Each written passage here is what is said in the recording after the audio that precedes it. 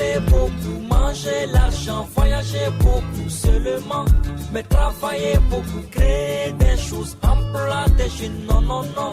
Les dirigeants africains, les dirigeants sont comme ça. Les grandes gueules.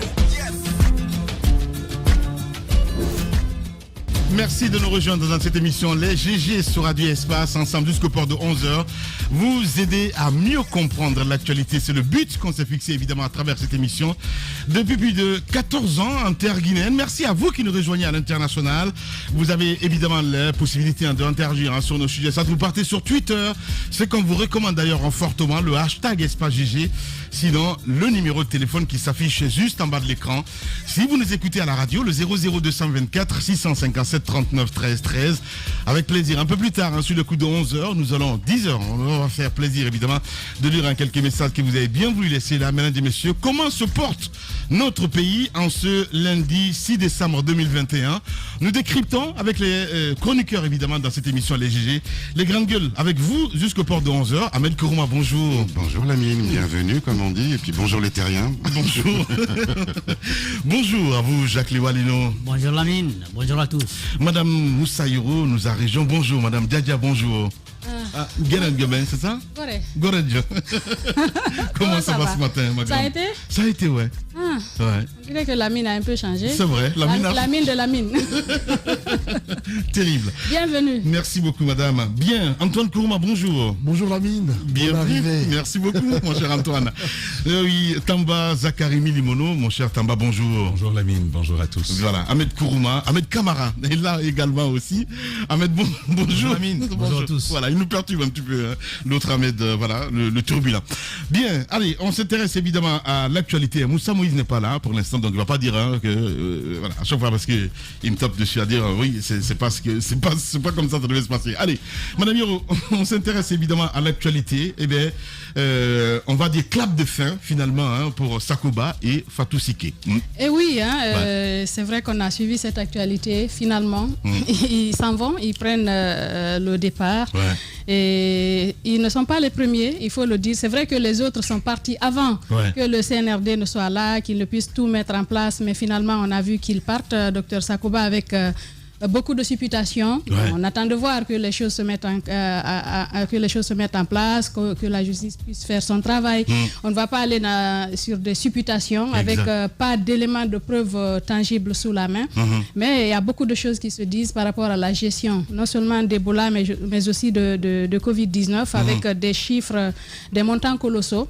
Mais on attend de voir. Mais en tout cas, ils partent tous les deux. Mais aussi, je parle de Madame Fatou Sike, qui était la directrice générale de l'hôpital Donka, qui aussi, il faut dire, qui s'est battue du mieux qu'elle pouvait, malgré tout ce qui se dit de ce côté.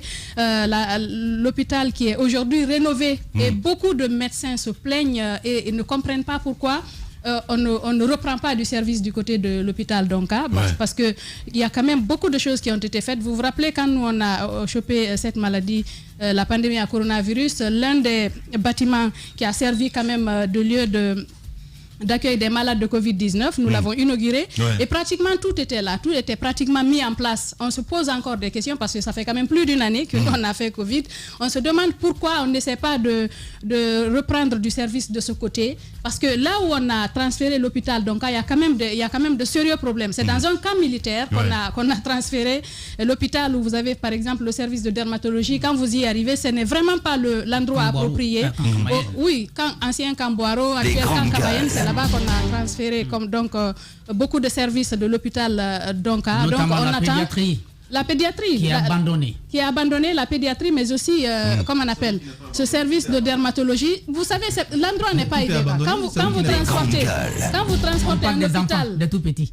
Non, mais il faut Jacques continuer, madame. Jacques, quand même. Jacques il est parfois turbulent. Non, mais c'est Jacques. C'est Jacques qui a commencé. Voilà. Alors, on se calme. Tu vas voir, c'est vrai que les enfants, quand on parle des enfants, c'est quelquefois, ça touche le cœur, mais il faut partir dans d'autres services pour voir la situation.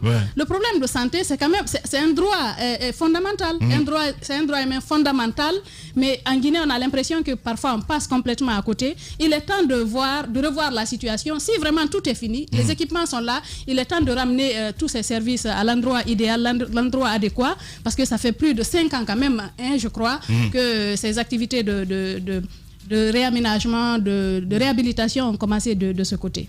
Bien. Allez Jacques, peut-on dire un bilan positif en ce qui concerne Donka ou pas du tout?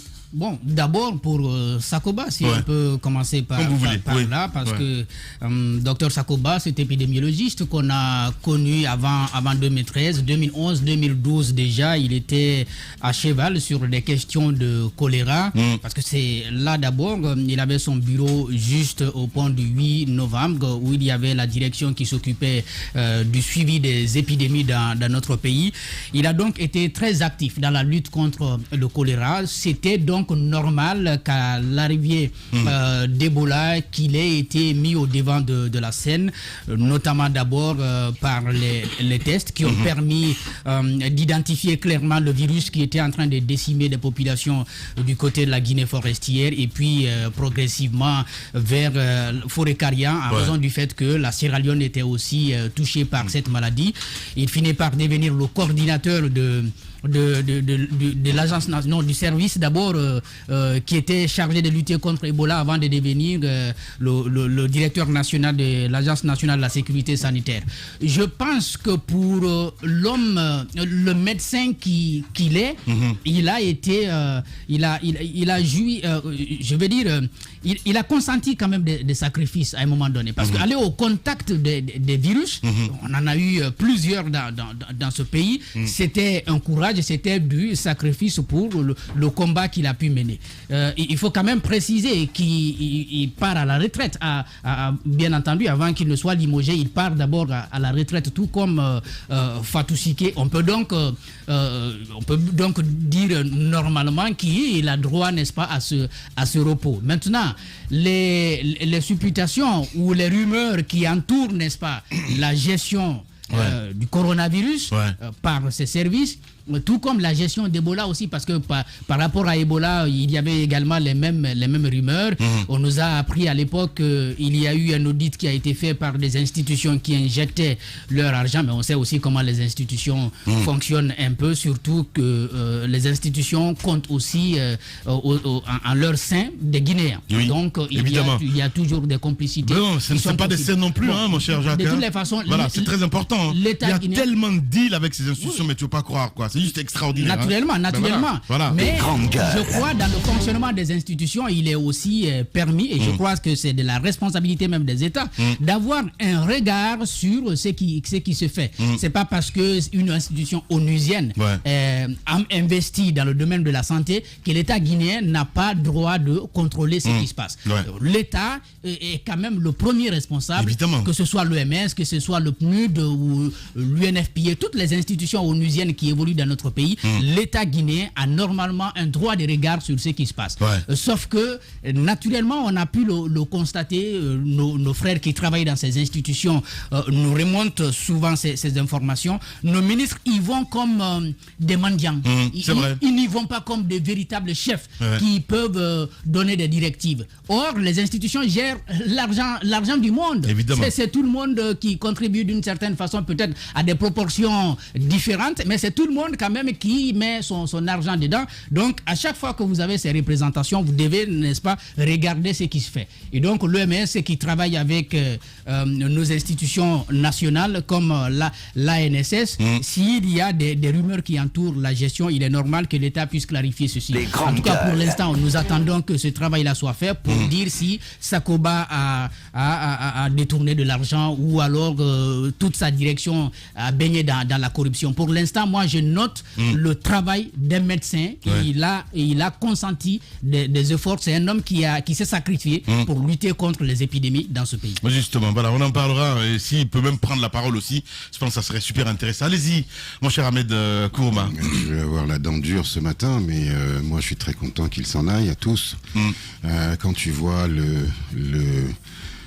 l'état de notre service de santé, où on manque d'ambition, où on manque d'excellence. Moi, j'ai un fils, Alexis, qui est né à 5 mois et demi. Je peux t'assurer que s'il était né en Guinée, il serait mort. Parce qu'il est mort, il est né à 5 mois et demi, c'est un très grand prématuré. Lorsque tu vas voir les services de néonatologie de Donka, même d'Ignazdine ou de je ne sais où, de n'importe quel hôpital en Guinée, tu les prends au hasard, c'est la médiocrité absolue, c'est le manque en considération des patients. Il n'y a pas de formation d'aspect psychologique. Quand tu rentres, tu vas à la clinique Pasteur et tu vas voir comment même le planton t'accueille. Alors que tu viens, tu es en détresse. Moi, j'ai vu ça, j'ai hurlé un jour. Tu vas à Pasteur ou je ne sais quoi, tu as le planton qui t'accueille avec un mépris extraordinaire. Mais c'est la réalité, je l'ai vécu. Non, mais je l'ai vécu. Excuse-moi, c'est du vécu, c'est pas de l'exagération. C'est du vécu, Antoine. Laisse-moi finir. Après, tu diras ta part de vérité. Mais Antoine, je te dis que c'est du vécu. C'est du vécu. Alors laisse-moi finir. Donc je finis. Vous ne pouvez pas les comparer à Donka. Tu vas voir Antoine. Allez-y, c'est exagéré. C'est un mépris pour nos hôpitaux publics. Oui, ils sont méprisables.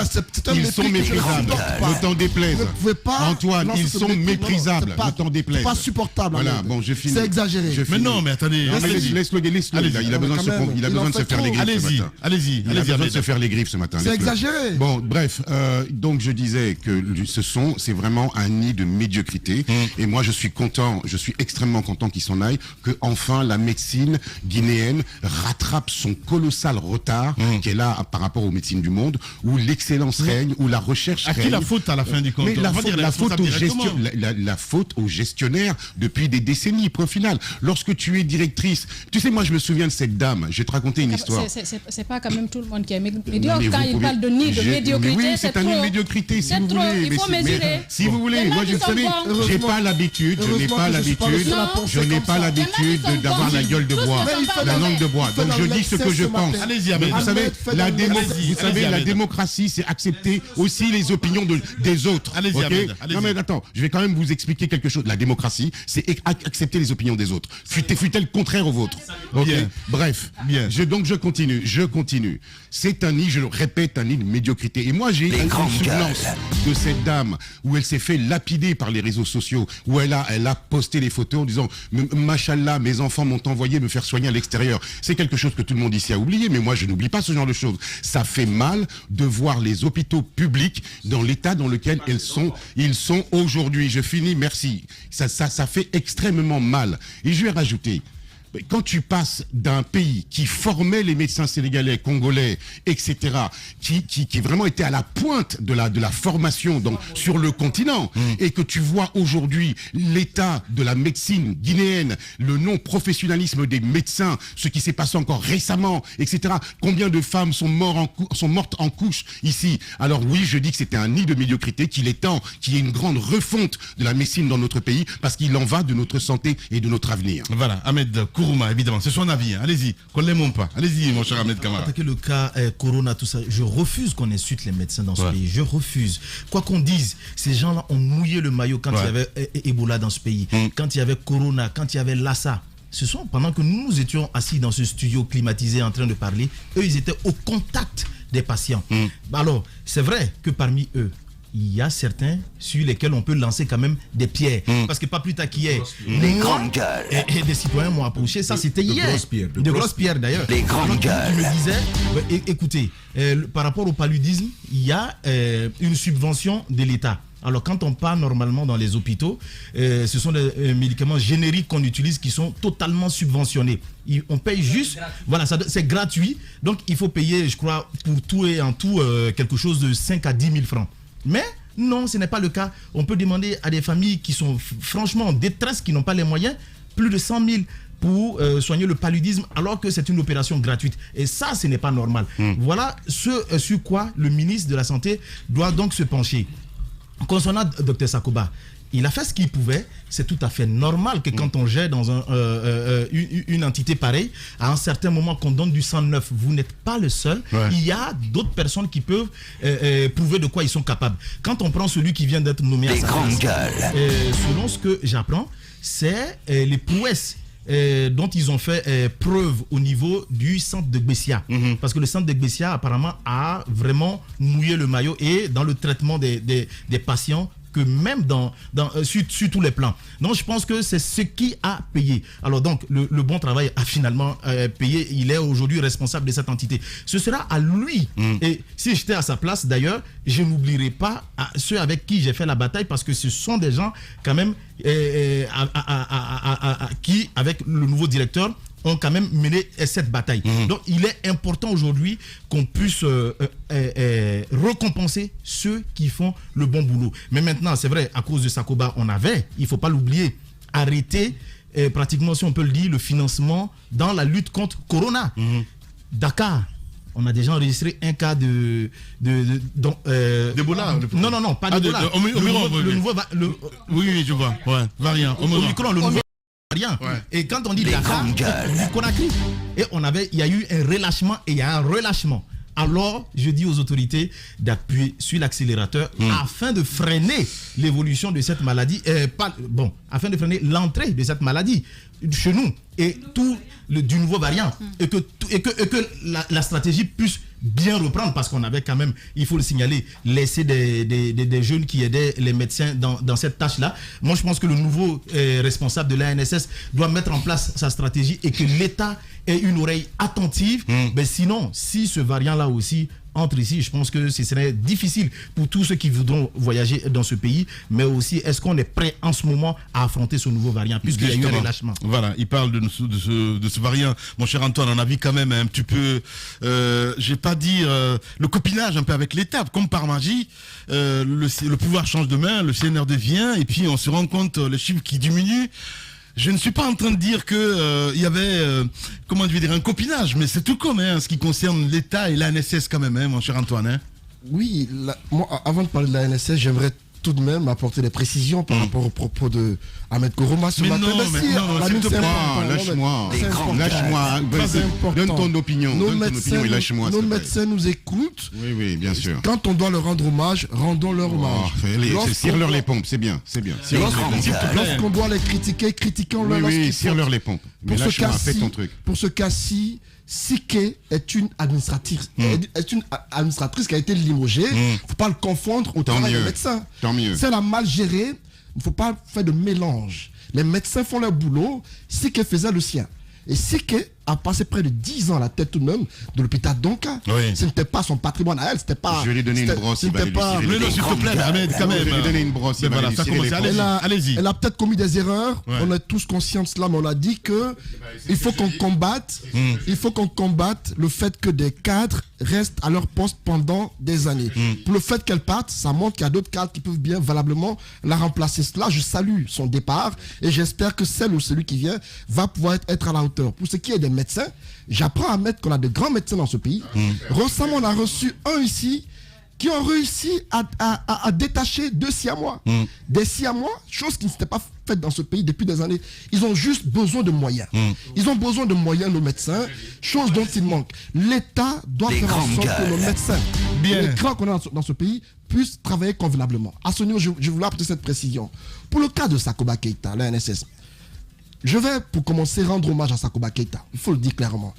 Voici un monsieur qui, au départ, était dans un réduit du côté du pont 8 novembre, dans un tout petit bureau, qui était méconnu des Guinéens, qui, à cause de Ebola, a été révélé au grand public. On ne savait pas qu'on avait de grands épidémiologistes dans ce pays. Sakoba a montré à tous qu'il était capable d'agir pour freiner une épidémie. Avec Ebola, il a fait ses preuves. On a tous vu les résultats. Pour preuve, non, je parle de Sakoba, celui qui a été limogé. Voilà, quand on parlera de l'ensemble, on va évoquer les autres. Sakoba, pour ce cas-ci, a fait ses preuves parce qu'il a réussi à freiner Ebola. Pour preuve, la Guinée a envoyé des experts au Congo pour aider à lutter contre Ebola. En Côte d'Ivoire, récemment, il y a eu Ebola, où il y a eu une annonce de cas d'Ebola. La Guinée a été concertée pour cela. À mon avis, ce taquis-là, je le mets à l'actif de Sakoba Keita et de son équipe. Maintenant, pour la gestion du coronavirus, c'est là où il y a eu quelques soucis. Même si avec Ebola, il y a eu des soucis aussi, parce qu'il y a eu des rumeurs qui ont circulé. Sakoba a construit des tours jumelles à Conakry, Sakoba a détourné des motos et tout cela. Je les mets sur le compte de rumeurs. Sakoba a été traité de tous les noms d'oiseaux, en attendant que les preuves soient apportées. Pour ce qui est du coronavirus, à ce niveau, il y a souci. Sakoba était traité comme un roi en Guinée. Alpha Condé, à l'époque, on a eu comme l'impression que le ministre de la Santé était mis à l'écart. Oui. Sakoba était plus considéré que le ministre de la Santé à l'époque parce que tout passait par lui. Il y a eu des moments qui sont arrivés, j'ai un des ministres qui m'a confié une fois qu'il était là juste pour la forme. Parce que pour tout ce qui concernait la santé, c'est pas Sakoba qu'on passait. Oui, c'était le ministre à l'époque, évidemment. Donc, c'est très bien, Antoine. Soit tu es dans les GG, soit tu n'es pas dans les GG. C'est qui ce ministre, mon cher Antoine? J'ai pas besoin de dire son nom. Voilà. J'ai dit juste qu'un ministre m'a confié qu'à un moment donné, qu'il était mis à l'écart au profit de Sakoba. Maintenant, c'est Rémi Lama. Je sais pas. Je ne sais pas. Comme par magie, il n'a plus de langue. À vous de exemple typique, ce parti pris là, de ne pas dire les noms. Voilà, pas possible. Des potions magiques pour savoir ce que je pense. Ça commence bien. Antoine, incroyable. J'ai dit un ministre m'a confié un jour. Incroyable. C'est Lama, dis-le. C'est toi qui le dis. C'est Rémi Lama, dis-le. Un ministre. Justement. Donc, Sakoba a été mis au sommet de la santé en Guinée et à un moment donné il s'est cru capable de tout faire. Et c'est pas de sa faute, c'est le président à l'époque qui lui a permis cela. Si aujourd'hui on apprend qu'il y a un détournement de plus de 50 milliards de francs guinéens qui ne sont pas justifiés, pour moi c'est un peu lié à tous ceux dans quoi on a mis Sakoba. Tous ceux on a mis. Tous ceux dans quoi on l'a mis. Comment ça? Cette confiance qu'on lui a placée, c'est ce cadre qu'on lui a, ce dans quoi on l'a mis, je pense qu'on lui a trop accordé des pouvoirs. Et à un moment donné, il a pensé qu'il était permis de tout faire. Et aujourd'hui, j'espère qu'il va pouvoir justifier ces 50 milliards dont on parle. Si c'est le cas, si ça commence. Mais pour l'instant, le CNL n'a pas fait de communication dessus, mon cher Antoine. Non, mais il y a eu une enquête qui l'a révélé. Moussa Moïse a fait une enquête dans laquelle on a révélé ici qu'il y avait 50 milliards qui manquaient à l'appel. Alors voilà, donc si l'enquête telle que Moussa l'a menée s'avère exacte, je me dis que Sakoba doit se justifier. Mais si, c'est une vérité. Doigt dans le mur là. Non, pas du tout. Sakoba doit se justifier. Merci. Si les 50 milliards qui manquent à l'appel sont justifiés, Sakoba doit être sanctionné pour ça. Voilà. Donc, à mon avis, ce serait important qu'on le rappelle tantôt. Pour l'heure, je me dis que ces médecins, ceux qui étaient à la tête de la NSS, ont mené un combat. Il est important de les saluer. Même si quelques-uns parmi eux sont venus pour s'enrichir. Parce que nous savons que parmi eux, beaucoup avant la NSS étaient pauvres. Beaucoup avant la NSS, on sait dans quel état ils étaient. Après la NSS, ils sont devenus de grands milliardaires dans ce pays. Merci Antoine. Ils ont beaucoup d'argent. Voilà, allez-y mon cher Tamba. Alors, ce qui est sûr, c'est que... T'as vu leur compte? Allez-y, s'il te plaît, Ahmed. Allez-y Tamba. Voilà. Ce qui est sûr, c'est que... Non, Ahmed... ce qui est sûr, et Diadia qui a des problèmes à voir ce matin parce qu'elle a oublié ses lunettes. L'âge agissant sur son... Allez, s'il te plaît, mais c'est Tamba. L'âge agissant sur sa physiologie, et elle voit de moins en moins. Donc... non, mais c'est pas possible. Il est jeune, mais il porte des lunettes. Tu es plus jeune que allez-y, s'il vous plaît. Allez-y. Allez-y, Tamba. Moi, c'est des aides-mémoire. Bien. Alors, non, plus sérieusement, c'est vrai que beaucoup se sont enrichis. Et pour le coup, sur l'enquête de Moussa Moïse, c'était pas a priori, c'était une déclaration. Hein.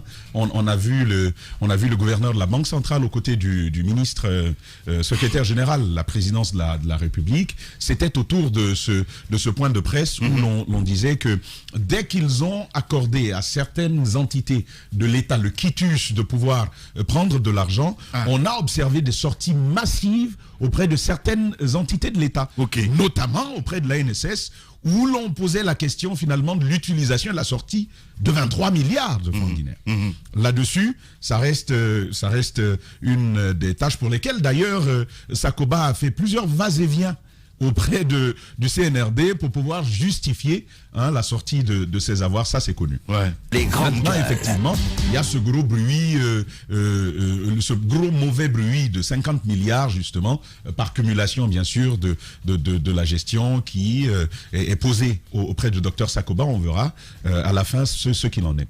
Mais Lamine, moi je veux quand même commencer par dire que docteur Sakoba, on ne peut pas simplement le mettre à la retraite, comme n'importe qui. Docteur Sakoba a été auprès de la Guinée sous Ebola. Toutes ces années, c'est quand même lui qui a conduit la riposte à l'épidémie d'Ebola dans notre pays. Docteur Sakoba, c'est encore lui sur le Covid-19. peu importe, et je reviendrai là-dessus, peu importe l'issue, ça reste quelque chose à observer. C'est d'ailleurs la question que moi je me pose aujourd'hui. Dr Sakoba, c'est une sorte de G.I. Joe de notre santé. C'est un vétéran qui est allé à la guerre, qui a affronté les virus de notre pays. Sur le choléra, Dr Sakoba était là. Les grandes épidémie de notre pays, il est rompu à la tâche de reconnaissance internationale. Ça, c'est également une situation. Ce monsieur-là, on ne lui dit pas va à la retraite comme ça. On lui rend hommage, un hommage appuyé. On le distingue. La nation lui dit merci pour les travaux pour les missions qu'il a assumées. Ça, c'est l'idéal. C'est vraiment l'idéal pour quelqu'un comme Sakoba qui a servi la nation et on l'a vu. Vous savez, dans cette riposte Covid-19, tous les vrais combattants ont attrapé le Covid. Oui, c'est vrai. Tous les vrais combattants. Donc, même Sakoba d'ailleurs. Les grandes gueules. Alors, sauf les faux présidents, mais les vrais présidents aussi ont attrapé Covid. Oui, absolument. Même Boris Johnson, ils ont tous pris Covid là. Parce que il n'y avait pas moyen. Vous êtes au contact des gens, au contact des peuples. Vous l'attraperez. Dans notre cas, combien dans ce studio n'ont pas pris le Covid-19? Certains dont l'organisme s'est plutôt bien battu, mais pour la plupart, ils ont pris le j'ai une autre appellation pour ça. Et donc, ils ont pris le Covid, justement, et ils se sont retrouvés dans cette situation-là. Ceux qui se sont engagés pour y passer, comme Dr Sakoba, il a attrapé le Covid, on l'a tous vu, et Dieu merci, il s'en est remis. Je pense que ce monsieur mériterait, si rien ne lui est reproché. Et c'est là, justement, que la question de la justification de l'utilisation de ces ressources se pose. Parce que sous Ebola, on a longtemps posé la question des ambulances et des nombreux véhicules qui, en 2 ans, ont disparu. On dit ils sont arrivés, ils sont fatigués. C'est des 4x4, en 2 ans. Des 4x4 sortis d'usine qui sortent et on dit ça ne sert plus à rien. Lorsqu'il s'agissait de s'opposer au Covid-19, le premier budget élaboré par l'ANSS, c'était plus logistique. Moyen, il nous faut des véhicules, justement. On a pu avoir quelques témoignages d'agents auprès de l'OMS qui s'en plaignaient, justement, par rapport à ces besoins qui avaient été évoqués. Moi, je pose aussi la question, il y a Awada aussi, il y a Fatou Sike qui est parti.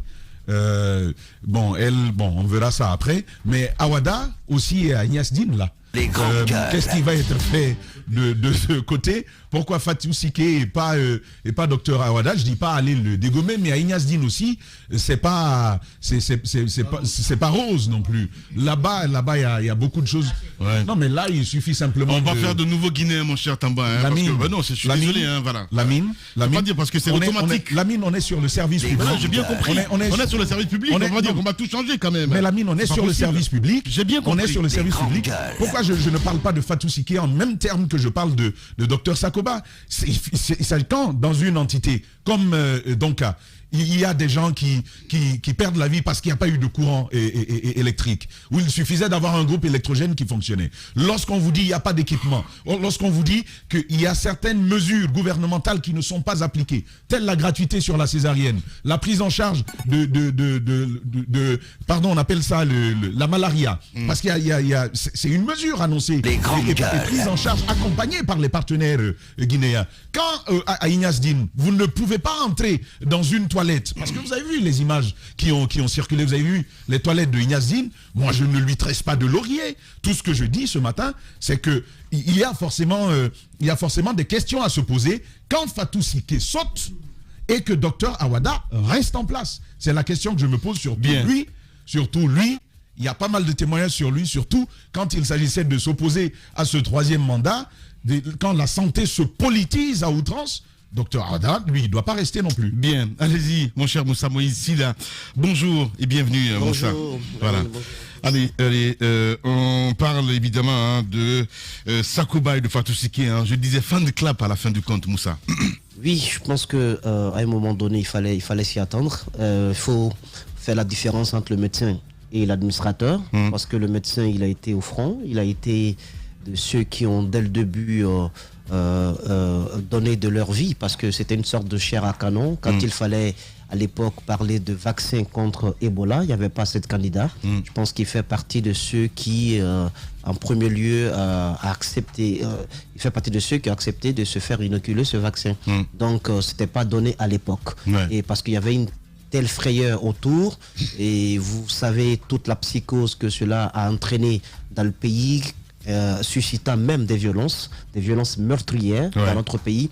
Donc je pense que c'était un moment assez unique dans notre histoire et qui a été tout de même géré par des hommes. Et il fait partie de ces hommes-là parce que c'est lui tout de même qui était à la tête. Je trouve qu'il faut le détacher de l'administrateur. Quand on a eu autant de moyens financiers et logistiques à disposition, quand on a eu des hommes, autant d'hommes à gérer, non pas des moindres, parce que sous sa direction, il y avait tout de même des gens qui étaient bardés de diplômes de professeurs et tout, en médecine. Quand on a eu autant de ressources donc à gérer de façon plurielle, il faut quand même s'attendre à rendre des comptes. Et ce qu'on ne peut pas cacher, c'est qu'au-delà de l'excellent médecin, il y a l'administrateur à qui on fait des reproches. Des reproches qui ne sont pas faits par nous, qui sont le résultat d'un travail d'audit, d'enquête qui a été mené par des services de l'État, dont les rapports existent. Je pense que pour sa carrière, s'il veut en tout cas faire autre chose dans sa vie, après ce qu'il a traversé, il lui appartient de ne pas partir pour partir. Qu'on lui rende hommage ou pas, pour son honneur, pour sa dignité, pour sa postérité, il lui appartient d'agir de telle sorte que lumière soit faite, des réponses soient apportées à toutes les interrogations suscitées dans les rapports d'audit que nous avons avec nous. C'est-à-dire sur la gestion financière, sur la gestion du personnel, sur la gestion des dons en nature, qu'est-ce qui en a été fait, qu'est-ce qu'on dit sur le plan logistique de ces moyens qui ont été mis à disposition de la NSS. Pour sa propre dignité, je pense qu'il lui appartient de veiller à ce que des réponses soient apportées à cela. Je n'ai pas envie ce matin de revenir encore sur ce rapport, parce que je sais qu'il a été appelé plusieurs fois au Palais Mohamed V pour se justifier à chaque fois que le petit comité ne comprenait pas entre deux lignes ce que veut dire montant, on l'appelait à chaque fois. Donc, ça peut imaginer que vous ayez eu une telle carrière, que vous ayez fait un tel travail à la tête de l'État et qu'il y ait à la fin de telles zones de doute, parce que ce sont des zones de doute, parce qu'ils sont en train d'apporter des justifs, mais c'est salissant parce que ça met à l'eau tout ce que Tamba a rappelé. Moi, je pense que vous vous rappelez du cas de l'excellent médecin du côté du Rwanda qui aurait sauvé beaucoup de ses concitoyens contre les massacres. À la fin du compte, avec un peu d'enquête, les gens se sont rendus compte qu'il a été plutôt un bourreau que plutôt quelqu'un qui a sauvé. Donc, alors qu'il a été il est même passé dans le film Hôtel Rwanda. Donc, le héros au début peut être à la fin le bourreau. Ça dépend de ce qu'on a fait, de sa véritable gestion. Le médecin, il est bon. L'administrateur, qu'en est-il? Il faudrait donc qu'il se batte pour que son honneur soit lavé, et cela passe par la reddition des comptes. Il ne peut pas échapper à cela. Nous sommes dans un contexte assez particulier où tous ceux qui ont eu à gérer des fonds importants, surtout la NSS, doivent pouvoir rendre compte. L'agence a été rattachée à quelle institution? À la présidence. C'était pas n'importe quoi. Le véritable ministre de la Santé, c'était lui. Voilà. Bien. Vous êtes chez les GG. Merci de nous rejoindre. Radio Espace Guinée. Le son des îles paradisiaques. À Roum, Los, sur 99.7. Radio Espace. La radio au cœur des îles. Le show qui parle de vous tous les matins sur Radio Espace depuis plus de 14 ans, il faut le faire. Merci à vous qui nous rejoignez sur cette antenne. Continuez à réagir. Les contacts s'affichent juste en bas de l'écran, soit si vous nous écoutez à la radio, le 00224 657 39 13 13. Avec plaisir, dans moins d'une demi-heure, évidemment, je me ferai plaisir de lire quelques messages. On s'intéresse à cet autre dossier, mon cher Tamba, évidemment. On part à Fria ce matin. Russal fait la loi au gouvernement. Et ce n'est pas abusé, hein, l'expression Russell fait la loi au gouvernement. J'ai envie de dire Russell fait sa belle au gouvernement guinéen. Mais Jacques, depuis il y a quelques jours, en arrière, on s'était déjà intéressé à ce dossier. Nous évoquions cette flambée de poussière blanchâtre qui couvrait la ville. J'ai vu le reportage sur TV5. Justement, nous avons eu à ce moment-là à la fois la ministre, le directeur national chargé de ces questions environnementales, Jacques, qui a pu échanger avec lui, y compris avec le directeur préfectoral de l'environnement de la ville de Fria. Pas mal de choses à entendre. Ce sont des choses, comme notre cher Djibril aimait à le dire, assez abracadabrantesques qu'on entendait à l'époque. Et puis, tu vas juste te blesser ce matin pour ne rien. Bien. Allez-y. Je m'en blesse même la gorge, mais vas-y. Allez-y, Jacques, c'est très sérieux là. Allez-y. L'usine a repris en 2018. Je vais revenir sur le cas des travailleurs, puisque, bien entendu, à l'époque, lorsque le président de la République, au bout de plusieurs négociations, a décidé avec Russell de relancer, n'est-ce pas, l'usine, il y a deux questions qui étaient sur la table. D'abord, est-ce qu'il fallait revoir un peu l'aspect technique de l'usine pour pouvoir travailler? En ce moment, s'entourer de tous les garde-fous avant, n'est-ce pas, de redémarrer l'usine, parce qu'on se disait que l'usine est quand même, date quand même depuis longtemps. Il y a donc des équipements qui ne sont plus au point. Il fallait donc travailler peut-être à ce que tout ceci soit corrigé avant de reprendre du boulot. Ou alors, on veut sauver, n'est-ce pas, les emplois qui, depuis 2012, étaient donc abandonnés, et on sait tous les conséquences auxquelles les populations de Fria ont été confrontées. Il y en a qui sont morts, il y en a qui en ont souffert suffisamment. Je crois que l'option qui a été donc acceptée à l'époque, c'était de sauver des emplois, et donc la question environnementale, donc les conséquences environnementales que l'usine pourrait, n'est-ce pas, provoquer, le travail de l'usine pourrait provoquer, ont été... on ne dirait pas ignorer, mais minimiser, donc écarter. On a privilégié, n'est-ce pas, les emplois. Depuis 2018, cette envolée de poussière a commencé, n'est-ce pas, à se faire sentir. Donc, ça a commencé à se dégager. Il s'agit donc du filtre, de l'électrofiltre qui serait donc en panne. Ce qui fait qu'à chaque fois qu'il y a du travail, il y a de la poussière qui sort. 2018, c'était encore compréhensif.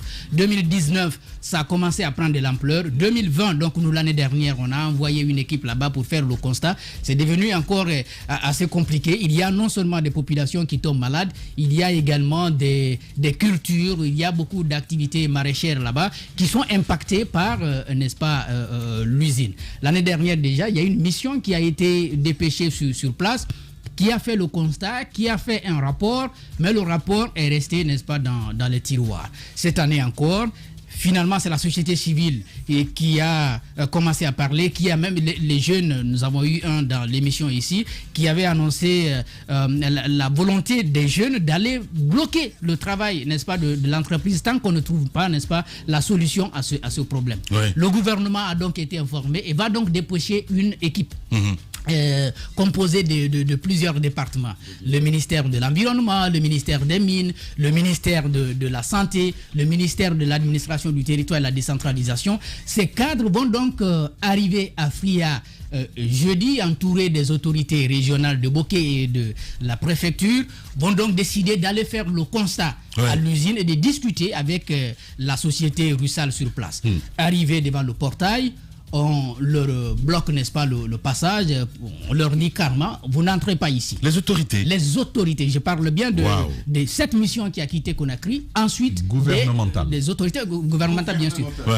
Il n'y avait pas de ministre là-bas, mais quand même gouvernementale, puisque c'est une mission gouvernementale. Il y a le gouverneur, il y a le préfet. On bloque le passage, finalement on engage des discussions. Ils étaient obligés, puisque c'était jeudi, d'appeler Conakry, donc la ministre de l'Environnement, qui était, tous les ministres étaient en conseil des ministres. Finalement, quelqu'un va se détacher pour donner des instructions. On accepte que la mission puisse entrer finalement. La mission, on dit, bon, la mission peut entrer, mais les médias qui accompagnent, la mission ne peut pas entrer. Mais les gens disent, mais Nous sommes venus faire un constat. Après, il va falloir rendre compte au peuple. Et nous estimons que c'est normal que les médias puissent entrer. De tractation en tractation, ils finissent par accepter que eux, la mission et les médias puissent, n'est-ce pas, entrer. Ils entrent, on les met dans le bus et puis ils se mettent à avancer. Arrivé à un moment donné, ils s'arrêtent, ils disent, bon, vous pouvez, à partir de l'intérieur du bus, observer ce qui se passe. Mais à quoi vous jouez? Nous sommes venus pour constater ce qui se passe à l'intérieur du bus. On dit, vous n'êtes pas en sécurité, donc vous ne devez pas sortir. Mais vous-même, vous travaillez ici. Donnez-nous des outils de protection, des casques et tout ce qu'il faut pour qu'on puisse descendre et aller vérifier ce qui se passe, n'est-ce pas, à l'usine. Finalement, ils étaient obligés de craquer, quoi, parce qu'ils sont à l'intérieur du bus, à l'intérieur de l'usine, mais ils ne peuvent pas descendre pour aller constater des visu ce qui se passe sur le terrain. De discussion en discussion, ils finissent par accepter. Ils commencent aussi à avancer à partir de 10 mètres. Ils leur disent, bon, c'est là-bas, il y a la panne. Et ils sont en train de travailler, l'électrofiltre est déjà là, et ils vont monter ça. Donc c'est à partir de 10 mètres que la mission gouvernementale a pu faire son observation. Le rapport n'est pas encore fait, puisque j'ai eu des discussions avec le directeur préfectoral de l'environnement, mais l'observation qui a été faite à l'intérieur de l'usine, c'est ça, à partir de 10 mètres. Et puis on leur a dit qu'il y a des techniciens qui travaillaient, des techniciens qu'ils n'ont pas pu rencontrer, des techniciens avec lesquels ils n'ont pas pu discuter, au moins sur la durée que cela pourrait prendre. Et si vous voulez, le résultat que cela pourrait donner dans de brefs délais ou dans le moyen ou le long terme. Parce qu'on a quand même envie de savoir ce qui va se passer. J'ai posé la question, est-ce qu'il a été envisagé, puisque la panne reste là et les conséquences continuent de se faire sentir, est-ce qu'il a été envisagé d'un arrêt momentané des travaux de l'usine pour permettre, n'est-ce pas, à la société de régler définitivement le problème après commencer. On me dit, il n'a pas été question de cela. D'ailleurs, les discussions n'ont pas été approfondies. Donc, tout ce que la société a promis, c'est de diminuer la quantité de l'alumine dans l'usine. Parce qu'on dit que c'est quand on atteint un certain niveau qu'il y a de l'envolée. Donc, c'est de diminuer la quantité pour permettre, n'est-ce pas, que le travail se fasse. Et ils ont fait le constat maintenant dans la ville. Ils ont pu voir les souffrances des populations. Ce qui se passe là-bas, puisqu'il y a également la question des travailleurs. Je disais, depuis 2018, il y a des problèmes qui sont signalés. Et souvent, on a mis en cause, n'est-ce pas, l'État. On a mis en cause surtout l'inspection générale du travail qui a pris beaucoup de nos coûts ici. Il y a quand même beaucoup de problèmes qui avaient été signalés et vous avez bien compris qu'il y a le cas des retraités, il y a le cas de ces femmes veuves qui ont plusieurs fois manifesté et qui ont menacé même d'arrêter le travail de l'usine sur place. Tellement le problème a été discuté avec l'inspection générale du travail. Désormais, ces derniers, en mai 2021, étaient obligés de saisir le médiateur de la République. Je vais vous lire un peu ce qu'il essaye d'écrire, Dr Alia Kamara. En réponse, j'accuse réception de votre courrier, je crois il parlait du médiateur de la République. En réponse, j'ai l'honneur de vous informer qu'effectivement, mon institution a été saisie par une commission de relance d'un courrier en date du 11 janvier 2021 relatif à la relance du dossier des retraités de Russell Frigia. Dans le cadre donc de ce courrier, des réunions ont été programmées respectivement le 20 janvier 2021, le 25 février 2021 et le 4 mars 2021 avec les partis. Malheureusement, la direction générale de Russell Frigia ne s'est présentée qu'à la première réunion du 20 janvier 2021, au cours de laquelle d'ailleurs les questions du règlement définitif et les pensions de retraite ont été discutées. C'est dans ce contexte que les femmes veuves de Frigia ont aussi fait un sitting devant les installations de l'usine et à la préfecture en fin mars 2021. Je prends la conclusion. Au cours de cette réunion à laquelle nous avons pris part, toutes les préoccupations ont été soulevées. En réaction, les représentants de la direction à cette réunion se sont contentés d'une demande de report afin de rendre compte au directeur général pour décision. Depuis cette réunion, la direction générale de Russell Frigia ne nous est pas revenue pour nous donner sa position. Lorsque nous avons voulu relancer le dossier, Elle nous a informé qu'une bonne partie du personnel de direction était frappée par la Covid-19. Monsieur le médiateur de la République, la résolution de ces préoccupations à l'inspection générale du travail se heurte aujourd'hui à une position de la direction des Russal Frigia qui nous interpelle. À ce titre, les efforts doivent être déployés à tous les niveaux pour les amener à régler ces questions de droit dans le cadre d'un dialogue franc et sincère. Au fait, nous sommes en mai 2021. L'inspection essaie de dire à travers ce courrier qu'elle est désarmée. Le problème de Russal, qu'elle ne peut pas. Au fait, depuis la question des travailleurs, comment ça a été réglé? Il y a une assistance exceptionnelle qu'on accorde aux travailleurs, donc il n'y a pas de contrat. Et une assistance exceptionnelle d'1 million pour chaque travailleur. Pour des travailleurs qui étaient payés de simples techniciens à 2 millions et puis le plus payé quand même prenait jusqu'à 10 millions. Tout le monde est placé au même niveau, 1 million. Et il y a une société de prestations, Senta, qui est sur place, qui a donc signé des contrats à durée déterminée mais indéfinie. Bien. C'est comme ça on dit dans le courrier, qui paye entre 500 et 600 000 francs. Ça, c'est même pour les médecins, les gens qui travaillent à l'ex-Péchiné, l'hôpital de renom de l'époque. C'est ceux qui le reçoivent, ils demandent des règlements, il n'y a pas de possibilité. Et le président Alpha Condé et son premier ministre d'alors s'étaient opposés carrément à l'installation d'un syndicat à l'intérieur. Et aujourd'hui, c'est la réalité. Et à Fria et ici à Conakry, la dernière fois nous avons assisté à une scène au port de Conakry. Lorsque les travailleurs ont voulu installer un syndicat, ils se sont opposés et ils n'ont pas pu le faire. Une question à se poser, Russal est-elle au sommet, ou disons au-dessus de l'État guinéen? Voilà, allez, on en parlera dans la deuxième partie de l'émission. Oui, justement, c'est pour dire que si Russal fait la Java, si Russal fait la Riboulden, comme on dit en Guinée, c'est fort de quelque chose. Dans la deuxième partie, on abordera la question d'un nom. On va aborder un nom évocateur. Ça va donner froid dans le dos. Victor Boyarkin. On en parle et ça a un lien avec l'entreprise. Voilà. Comment on peut bien enchaîner avec tout ça? Allez, on revient à 10h. Sur Radio Espace Guinée, les GG pensent comme JMJ. Une presse libre se voit dans la rue. Et la rue voit vraiment si la presse est libre. Cette dialectique sociale est la levure de la démocratie. JMJ. Les GG sur Espace, tous les matins 9h-11h.